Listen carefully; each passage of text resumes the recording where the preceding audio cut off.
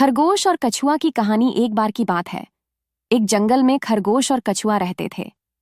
खरगोश बहुत तेज दौड़ता था और उसे अपनी गति पर बहुत घमंड था। वहीं कछुआ बहुत धीरे चलता था, लेकिन वह मेहनती और धैर्यवान था। एक दिन खरगोश ने कछुए का मजाक उड़ाते हुए कहा, तुम तो बहुत धीरे चलते हो, मेरे सामने तो तुम कुछ भी नहीं हो।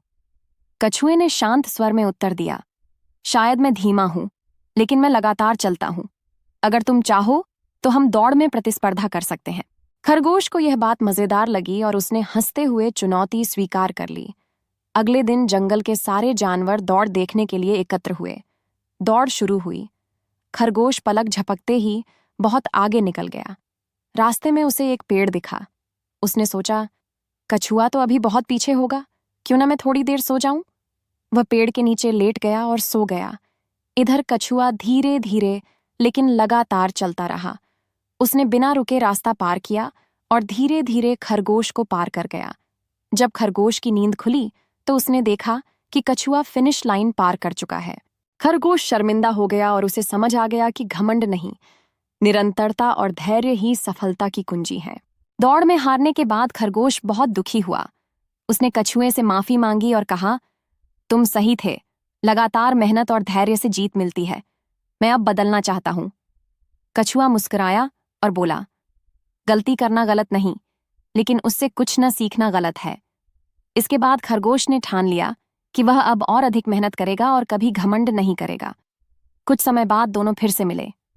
खरगोश ने कछुए से कहा, इस बार मैं तुम्हारे साथ एक और दौड़ लगाना चाहता हूं, लेकिन इस बार बिना रुके, पूरी मेहनत से। कछुआ सहमत हो गया। दूसरी दौड़ शुरू हुई।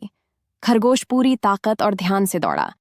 कछुआ भी लगातार चलता रहा, लेकिन इस बार खरगोश ने कोई गलती नहीं की और वह जीत गया।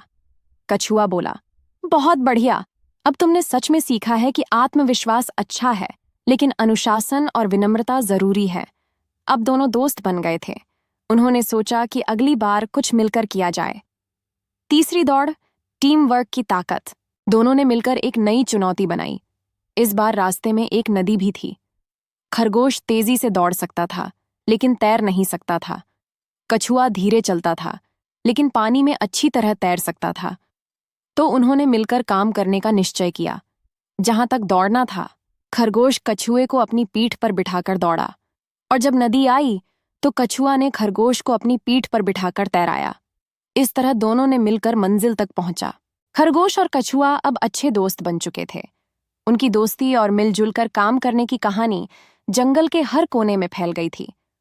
जंगल के अन्य जानवर, शेर, हाथी, बंदर, लोमड़ी, मोर, सबने देखा कि जब तेज और धीमे जानवर मिलकर काम करते हैं तो वे असंभव कार्य भी कर सकते हैं।